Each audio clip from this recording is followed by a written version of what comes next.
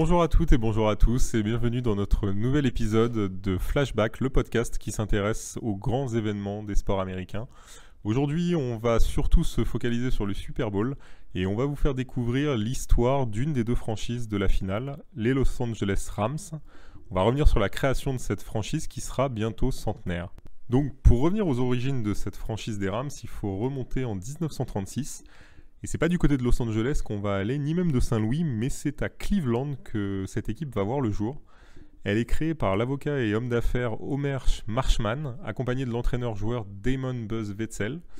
Les deux hommes en fait vont décider de s'associer pour créer une franchise qui doit rejoindre l'AFL, ce qui est la ligue concurrente de la NFL à l'époque.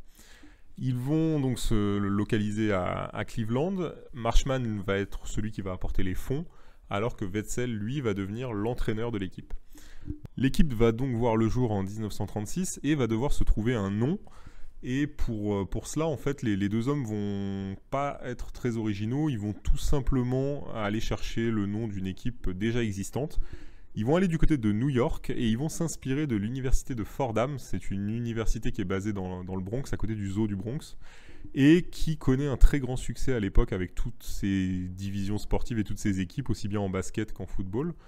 Elle a eu l'occasion d'avoir des joueurs comme Vince Lombardi, qui sera plus tard le coach des Packers. Et cette équipe donc porte le nom des Rams de Fordham, et c'est ce qui va inspirer donc Marshman et Wetzel pour nommer les Cleveland Rams ainsi. Donc une fois le nom trouvé, les Cleveland Rams vont rejoindre l'AFL en 36 pour une première saison qui va très très bien se dérouler puisque les Rams vont remporter 5 rencontres pour 2 défaites et 2 matchs nuls. L'équipe termine à la seconde place derrière les Boston Shamrocks et se qualifie donc pour la finale qui doit se dérouler au Cleveland League Park. Malheureusement, cette finale n'aura jamais lieu puisque les Boston Shamrocks vont être victimes en fait d'une grève de leurs joueurs après avoir eu des impayés au niveau des salaires. Cette grève va causer l'annulation de la finale et donner en fait tout simplement le titre aux Cleveland Rams, donc qui seront sacrés champions dès leur première saison dans l'AFL. Les Rams ne vont pas rester très longtemps dans ce championnat puisqu'en fait l'AFL est très mal gérée.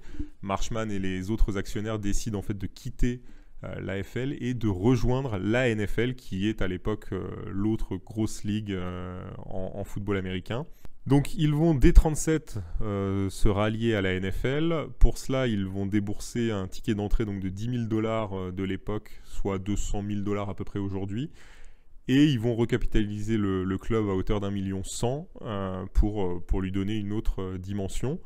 Ils font aussi de Wetzel, l'entraîneur à succès, le manager général de l'équipe, et vont entrer donc dans la NFL en 37. Alors, les débuts en NFL vont être beaucoup plus compliqués que ce qu'ils ont connu en AFL. Les équipes sont d'un autre niveau et ils vont avoir une première saison qui va être très difficile avec une seule victoire pour 10 défaites. Le club devra attendre 1945 avant de réaliser une première saison au bilan positif. Et quelle saison, puisque cette année sera synonyme en fait de titre pour les Rams. Ils remporteront le championnat face aux Redskins sur le score de 15-14. La franchise décidera de déménager dès l'année suivante. Elle prendra la direction de Los Angeles où elle restera jusqu'en 1995. Elle effectuera un passage d'à peu près une vingtaine d'années du côté de Saint-Louis avant de revenir en 2016 pour être la franchise que l'on connaît aujourd'hui, les Los Angeles Rams. Merci à tous et on se retrouve dès demain pour un nouvel épisode de Flashback. Cette fois, on s'intéressera à l'histoire de l'autre franchise de ce Super Bowl, les Cincinnati Bengals.